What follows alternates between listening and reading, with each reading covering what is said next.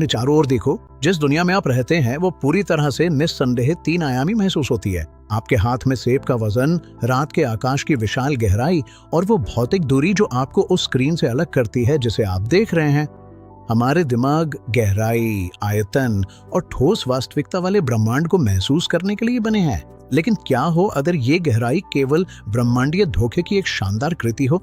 क्या हो अगर आप जो कुछ भी देखते, छूते और महसूस करते, हर तारा, हर ग्रह और हर इंसानी जीवन सिर्फ एक प्रक्षेपण मात्र हो? आधुनिक सैद्धांतिक भौतिकी के क्षेत्र में एक असाधारण और दिमाग घुमा देने वाली धारणा उभरी है। ये सुझाव देती है कि हमारा पूरा 3 आयामी ब्रह्मांड वैसा नहीं है जैसा वो दिखता है। इसके बजाय ये एक भव्य ब्रह्मांडीय भ्रांति हो सकती है, एक जटिल होलोग्राम जो वास्तविकता की सीमा पर स्थित एक सपाट 2 आयामी सतह से प्रक्षिप्त किया गया है। स्थान, समय और गुरुत्वाकर्षण शायद अस्तित्व के मूलभूत निर्माण खंड नहीं है।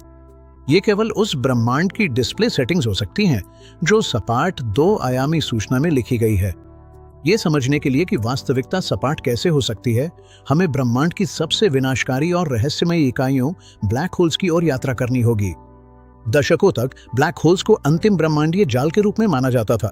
जो कुछ भी उसमें गिरता था वो हमेशा के लिए खो जाता था। लेकिन 1970 के दशक में महान भौतिक विज्ञानी स्टीफन हॉकिंग ने कुछ क्रांतिकारी खोजा। ब्लैक होल पूरी तरह से काले नहीं होते। उनकी सीमाओं पर क्वांटम प्रभावों के कारण वे धीरे धीरे विकिरण का रिसाव करते हैं। अकल्पनीय युगों के बाद वे अंततः शून्यता में विलीन हो जाएंगे। इस खोज ने भौतिकी में एक विनाशकारी संकट को जन्म दिया जिसे ब्लैक होल सूचना विरोधाभास के नाम से जाना जाता है।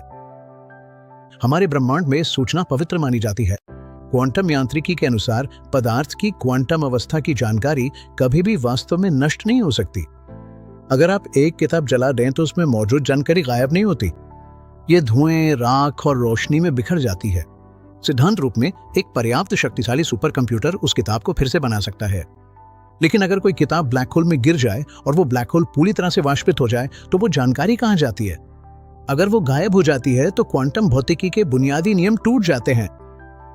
इस विरोधाभास का समाधान भौतिकविदों लियोनार्ड सस्काइंड और जेरार्ड टी हूफ्ट की एक चौंकाने वाली समझ से आया। उन्होंने ये महसूस किया कि जब कोई वस्तु ब्लैक होल में गिरती है तो उसकी त्रिआयामी जानकारी ब्लैक होल के आंतरिक आयतन में नहीं खोती।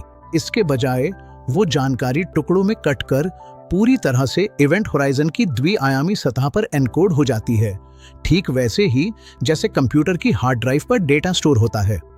गणितीय रूप से ब्लैक होल की अधिकतम सूचना क्षमता या एंट्रोपी उसके त्रिआयामी आयतन के साथ नहीं बढ़ती, ये केवल उसकी द्विआयामी सतह के क्षेत्रफल के साथ बढ़ती है। इसे बिल्कुल सटीक रूप से बेकेनस्टीन हॉकिंग सूत्र का उपयोग करके गणना किया जाता है। यह एंट्रोपी सीधे उस सतह के क्षेत्रफल के अनुपात में होती है जिसे प्लैंक लंबाई की सूक्ष्म इकाइयों में मापा जाता है। गणित बिल्कुल त्रुटिहीन है। ब्लैक होल के त्रिआयामी आंतरिक भाग का पूरा और संपूर्ण विवरण उसकी द्विआयामी सीमा पर लिखे गए डेटा से किया जा सकता है। अगर कोई ब्लैक होल अपनी त्रिआयामी वास्तविकता को द्विआयामी सीमा पर संग्रहित करता है तो एक क्रांतिकारी सवाल स्वाभाविक रूप से उठता है, क्या यही नियम बाकी ब्रह्मांड पर भी लागू होता है? यही है होलोग्राफिक सिद्धांत का जाना।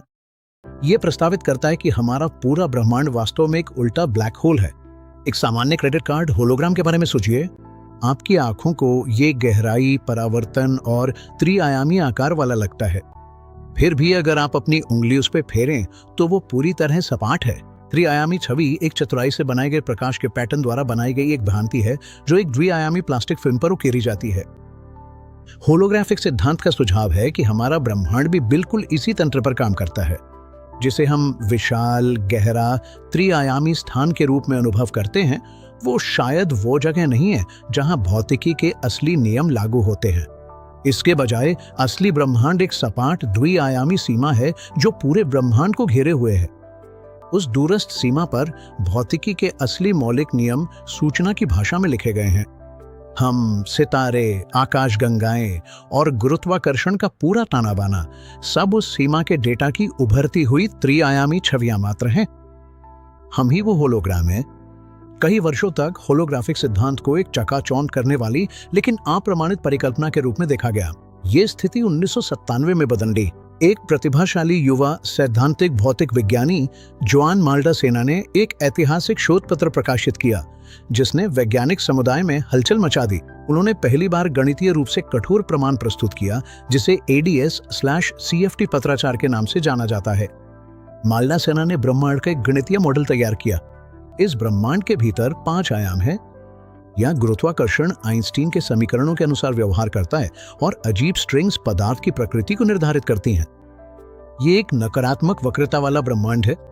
माल्डा सेना ने गणितीय रूप से यह सिद्ध किया कि इस 5 आयामी ब्रह्मांड के भीतर घटित होने वाली हर भौतिक घटना को पूरी तरह से उसके 4 आयामी सीमा में अनुवादित किया जा सकता है जो उसे घेरती है। ये ब्रह्मांडीय रोजेटा स्टोन की तरह था। माल्डा सेना ने सिद्ध किया कि गुरुत्वाकर्षण से भरे एक जटिल उच्च आयामी ब्रह्मांड को बिना गुरुत्वाकर्षण वाले एक सरल निम्न आयामी ब्रह्मांड द्वारा पूरी तरह से प्रतिबिंबित किया जा सकता है। ये दोनों विवरण पूरी तरह से गणितीय रूप से समतुल्य हैं। ये एक ही वास्तविकता है जिसे 2 अलग अलग आयामों से देखा गया है। अब एक महत्वपूर्ण अंतर करना आवश्यक है। गणित ये निश्चित रूप से नहीं कहता कि हम किसी एलियन बुद्धिमत्ता द्वारा बनाई गई कंप्यूटर सिमुलेशन के अंदर रह रहे हैं, बल्कि ये जोरदार रूप से संकेत देते हैं कि स्थान और समय की वास्तविक प्रकृति हमारे इंद्रियों द्वारा बताए गए से मूल रूप से अलग है। लगभग 1 सदी से विज्ञान के सबसे महान दिमाग एक गहरे असंगति पर टकराते रहे हैं। आइंस्टीन का सामान्य सापेक्षता सिद्धांत क्वांटम यांत्रिकी से पूरी तरह विरोधाभासी है। होलोग्राफिक सिद्धांत इस विशाल अंतर को पाटने के लिए एक पुल प्रदान करता है। ये हमें बताता है कि गुरुत्वाकर्षण और स्पेस टाइम मौलिक नहीं है, ये उभरती हुई विशेषता है। जैसे तापमान किसी एक परमाणु की मौलिक विशेषता नहीं है, बल्कि अरबों गतिशील अणुओं की एक उभरती हुई विशेषता है, वैसे ही स्थान और समय भी केवल क्वांटम सूचना से उभर सकते हैं। अगर ये सिद्धांत हमारी वास्तविकता के लिए सही है तो इसका मतलब है कि अगर हम खाली स्थान का ताने बाने में इतनी गहराई तक जूम कर सकें कि हम अकल्पनीय रूप से छोटे प्लैंक लंबाई तक पहुंच जाएं, तो अंततः हमें एक सीमा मिल जाएगी। हम देखेंगे कि स्वयं स्थान पिक्सल जैसा है। हम अपना जीवन एक त्रिआयामी दुनिया में बिताते हैं, इसकी पूर्ण ठोसता को लेकर आश्वस्त रहते हैं। फिर भी ब्रह्मांड की गणित हमें कहीं अधिक गहरी सच्चाई की फुसफुसाहट देती है। हो सकता है हम केवल ऐसे पात्र हों जो एक त्रिआयामी प्रक्षेपण में चल रहे हैं और अपना जीवन उस ब्रह्मांडीय ताने बाने में जी रहे हैं जिसकी असली पटकथा वास्तविकता के किनारे की समतल शाश्वत सीमाओं पर लिखी गई है।